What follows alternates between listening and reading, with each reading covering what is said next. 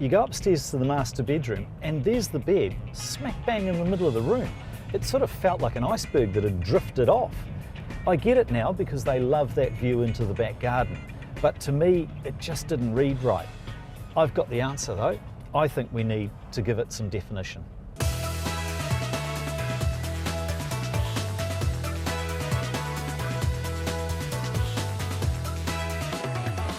The idea that we've come up with is to build a wall at the back. One side of it can be a headboard and the other side is to put in a bookcase. Richard in particular, he really loves this mid-century design. And I've come up with, I think, what are the core elements to it. So a series of boxes, different sizes that will create different shapes.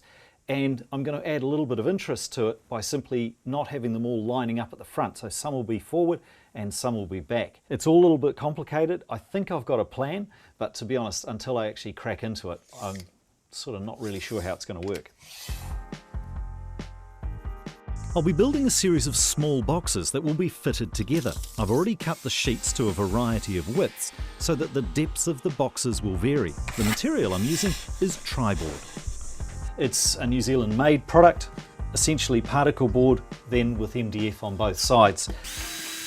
I've made all my cuts and now it's a matter of pre-drilling, then gluing and screwing each of these boxes together.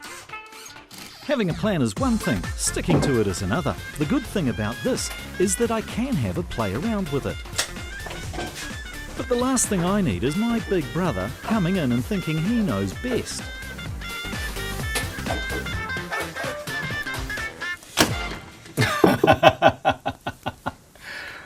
Bloody Frank, that's terrible. But how did I have it? Oh, he's completely stuffed it up. I think that one went there. I'm happy with the layout now, but before I fix the boxes, there's some prep for painting I need to do. As with all jobs, there's always a little bit of sanding to do, getting ready for a bit of filler. The filler only needs to go onto the front edge, the only visible edge, once it's installed in the room. And then I can take it to site. Well, that was the idea anyway, and then I started to try and draw it up. I always opt for something like this, an oil-based primer. I think it just soaks in a little bit more into the timber, and also when you go to sand it, and it will need more sanding, it gives you an even smoother finish. So oil-based primer for me. It's only the visible surfaces that need priming. After another thorough sanding, I can finally assemble the bookcase using plenty of screws. So that's the primer done.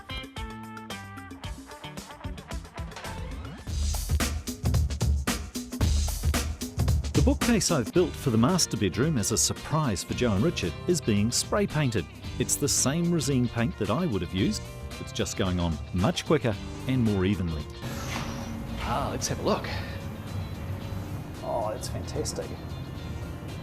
That's great. Yeah. That's going to be awesome. And it's... Yep, it's touch dry. right? Half an hour. Good to go. Right. Should we load it in the wagon? Yep. Get it out of your way. Yeah, no worries. It certainly is a dramatic change.